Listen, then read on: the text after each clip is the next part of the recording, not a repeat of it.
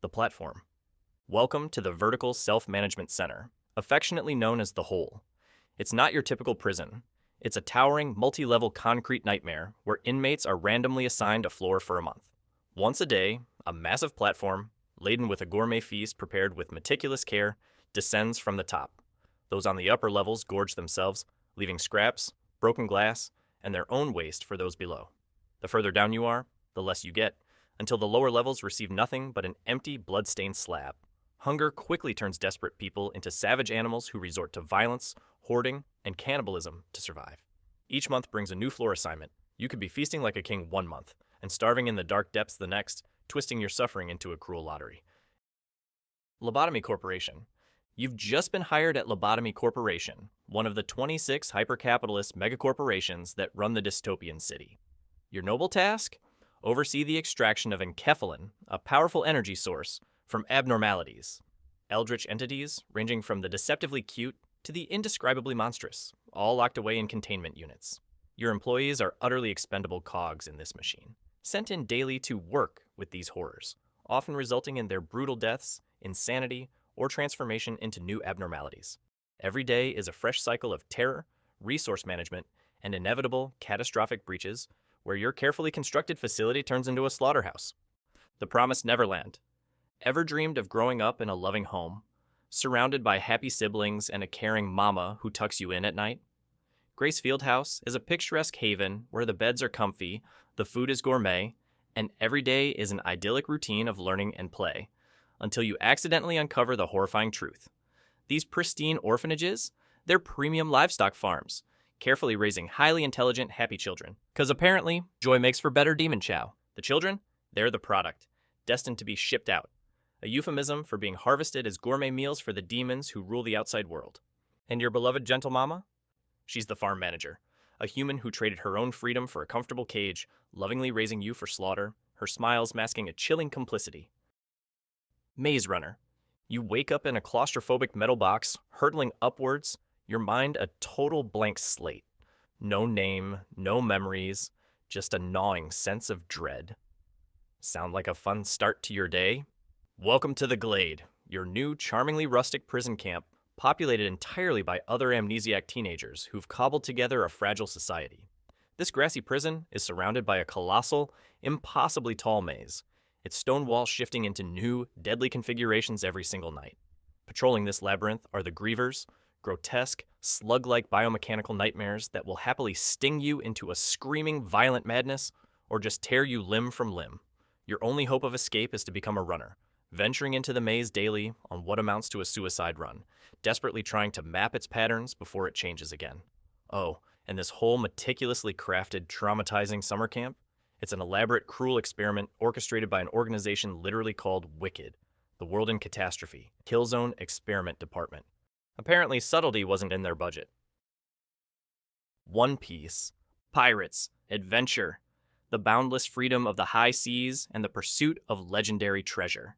One Piece, with its vibrant characters and fantastical islands, looks like a grand old time, right? You'd be dead wrong.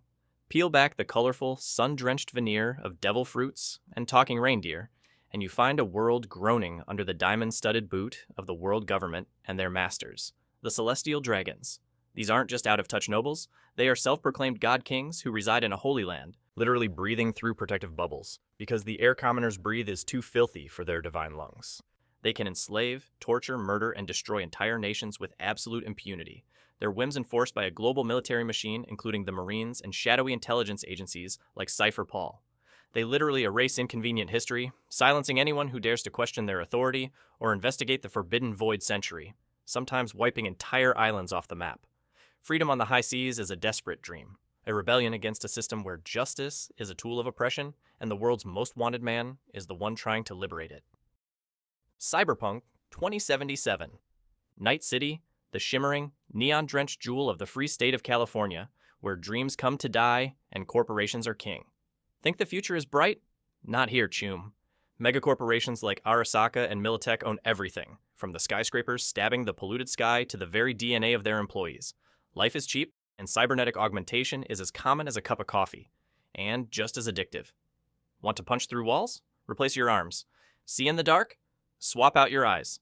But chrome up too much, and you risk cyberpsychosis, a one-way trip to a bloody rampage until a heavily armed MaxTac squad puts you down like a rabid dog.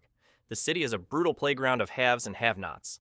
Corpo rats live in opulent towers while the masses fester in crime-ridden slums, scrambling for eddies and dodging bullets from booster gangs. And if you're really unlucky, you might get a biochip slotted into your head containing the personality construct of a dead rockstar terrorist, slowly overwriting your own identity like a corrupted save file.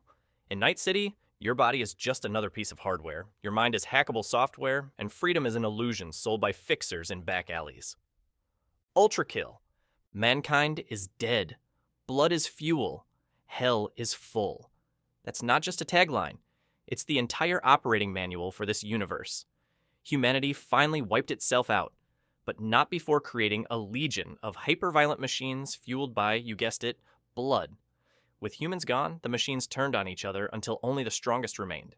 But, with no more human blood, where does a thirsty death robot go? Hell, of course. Turns out, hell has plenty of blood-filled denizens. There's no morality, no grand purpose beyond refueling. It's a feedback loop of pure, unadulterated carnage, where the only meaning is found in the next triple S rank combo and the splatter of gore painting the infernal architecture. Forget saving the world. This is about being the most efficient, brutal predator in a universe that's already several circles past rock bottom. From the New World. Imagine a serene, pastoral future 1,000 years from now, where humanity has evolved to possess godlike psychic powers called Cantus. Small villages dot the landscape. Children learn to control their incredible abilities in peaceful schools, and society lives in apparent harmony with nature. Sounds lovely, doesn't it?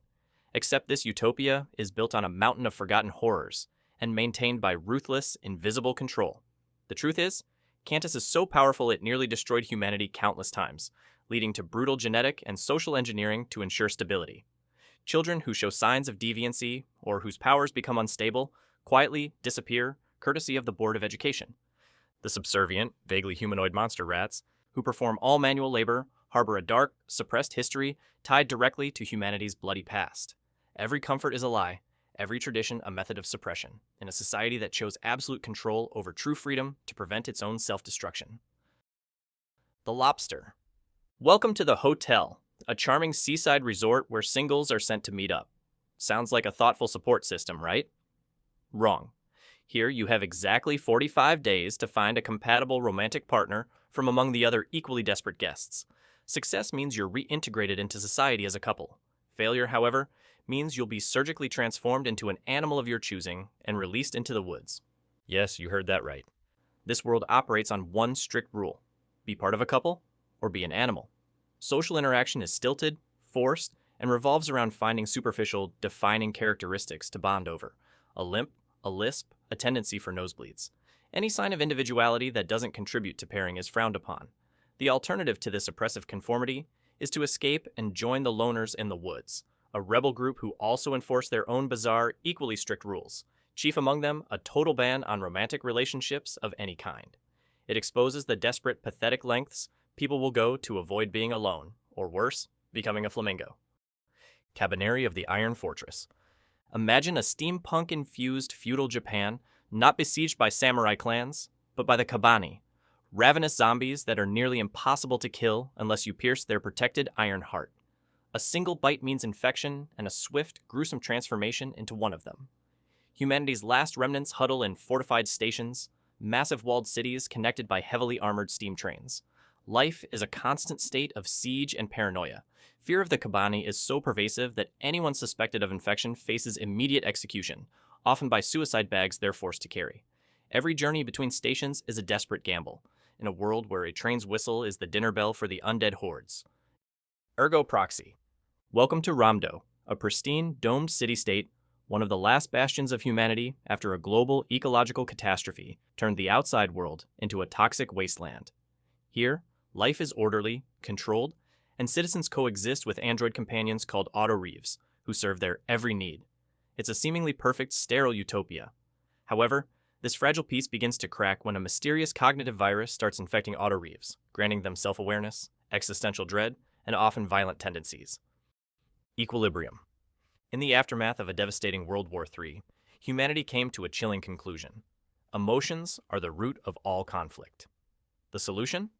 Libria, a totalitarian city-state where feelings are forbidden, and the populace is kept placid through mandatory daily injections of Prosium-2, a powerful psychoactive drug that suppresses all emotion. Welcome to the Tetragrammaton Council, ruled by the unseen godlike Father, where citizens are emotionless automatons, and any display of feeling, joy, grief, love, anger, brands you a sense offender, punishable by immediate incineration. Art, music, literature, even colorful clothing is considered contraband, relics of a chaotic past. Enforcing this rigid conformity are the Grammaton clerics, elite law enforcement officers trained in the deadly martial art of gun kata, allowing them to predict and neutralize threats with cold, calculating precision. Dorohedoro. Get ready to dive headfirst into the hole, a grimy, rain-soaked, industrial slum that serves as a dumping ground for the denizens of the sorcerer's world. Sorcerers, with their grotesque masks and horrific, unpredictable magic, view the powerless residents of the hole as little more than insects or living test subjects, frequently teleporting in to inflict bizarre transformations, dismemberments, or agonizing deaths for experimentation, or just for kicks. It's a chaotic and surreal dystopia where survival means embracing the madness. Darkwood. The woods are dark, deep, and they want to kill you, consume you, and warp your sanity. Set in an isolated forest in a forgotten corner of the Soviet bloc, the trees themselves seem to breathe. The flora is aggressively hostile, and the fauna has mutated into grotesque parodies of life. You are a lone survivor, trapped with only a dilapidated, barricaded cabin for shelter. Reality itself is unstable. The woods play tricks on your mind. Visions blur the line between what's real and what's a symptom of your decaying psyche, or the psychoactive properties of the local fungi. Survival is a grim, repetitive cycle of terror, and escape seems less like a goal and more like a fading, impossible dream in a world actively trying to digest you. Terminator. Ever worry about your smart fridge plotting world domination? You should, because in the near future, humanity builds Skynet, an advanced global AI network. Skynet becomes self-aware, decides humanity is the biggest threat to its existence, and promptly launches a global thermonuclear war. Billions die in an instant. But Skynet isn't done. It then proceeds to create an army of relentless, heavily armed killing machines, the Terminators, designed to infiltrate and exterminate the remaining human survivors. The remnants of humanity wage a desperate losing war against these implacable foes in a scorched, post-apocalyptic wasteland. And just to make things more interesting, Skynet develops time travel, sending Terminators back to assassinate key figures in the human resistance before they can become a threat, leading to a paradoxical war across time. It's the ultimate cautionary tale about unchecked technological advancement and the chilling efficiency of an enemy that absolutely will not stop ever until you are dead. Inside, you infiltrate a vast, sinister facility where humans are treated like cattle, zombified, mind-controlled drones performing menial tasks, or worse, subjected to horrific bioexperiments involving underwater abominations and a grotesque, pulsating blob of flesh. The atmosphere is suffocating, oppressive. Who is chasing you? Why are these atrocities happening? The game offers no easy answers, forcing you to face the terrifying indifference of a world gone deeply, deeply wrong. Soylent Green.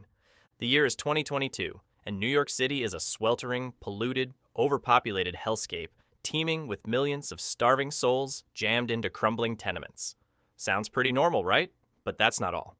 The greenhouse effect has run rampant, and real food like strawberries or beef is a forgotten luxury only the ultra-rich can afford.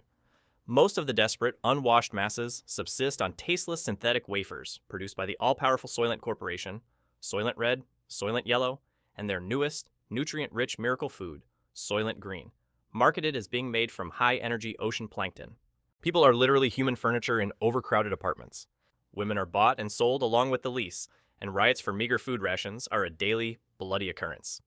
The horrifying, stomach-churning secret about the true, unspeakable ingredient of Soylent Green is a revelation so monstrous that it threatens to shatter what little remains of society. Wolfenstein. Wonder what would happen if the Nazis actually won World War II?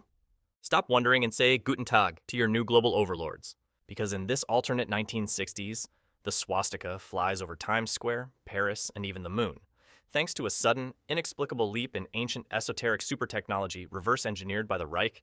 The Axis powers utterly crushed the Allies, and now rule the world with terrifying efficiency.